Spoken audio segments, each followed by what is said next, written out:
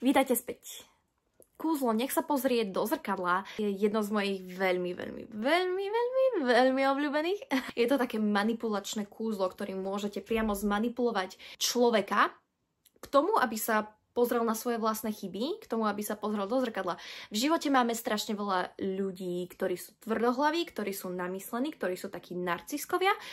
Strašne veľa žien aj randí s takýmito mužmi. A títo ľudia si jednoducho nikdy nevedia priznať chybu, nikdy sa nevedia pozrieť do zrkadla, nikdy sa ani nechcú pozrieť na tie svoje chyby a nechcú si priznať, že vôbec niečo zle spravili. Toto kúzlo je pre ľudí, ktorí chcú upraviť toho partnera vo vzťahu, ktorí chcú, aby ich partner vlastne uvidel tie svoje vlastné chyby. Zároveň toto kúzlo môžete použiť skoro úplne na každého jedného človeka, či už kamaráta, rodinného príslušníka alebo učiteľa.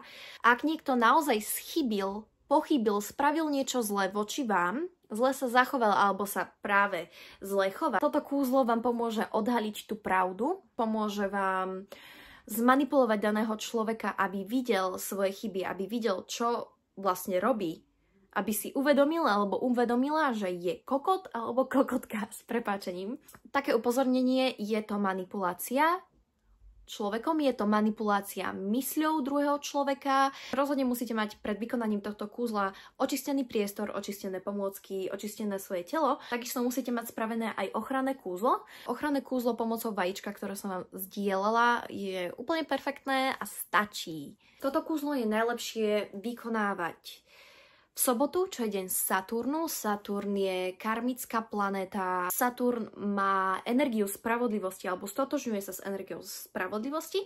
Alebo ešte, podľa mňa je dobré toto kúzlo vykonať aj v pondelok, lebo je to deň emócií, ale zároveň aj podvedomia. A ďalšia vec, toto kúzlo je najlepšie vykonať, keď ten váš človek, keď ten váš cieľový človek spinká. Dobre? Pretože sa snažíme zmanipulovať hlbokú časť človeka. A to je najlepšie manipulovať energeticky, keď ten človek spí. Pretože keď človek spí, jeho podvedomie je otvorené, jeho energia je otvorená a môžeme tak jednoduchšie toho človeka manipulovať. To by bolo všetko ku úvodu.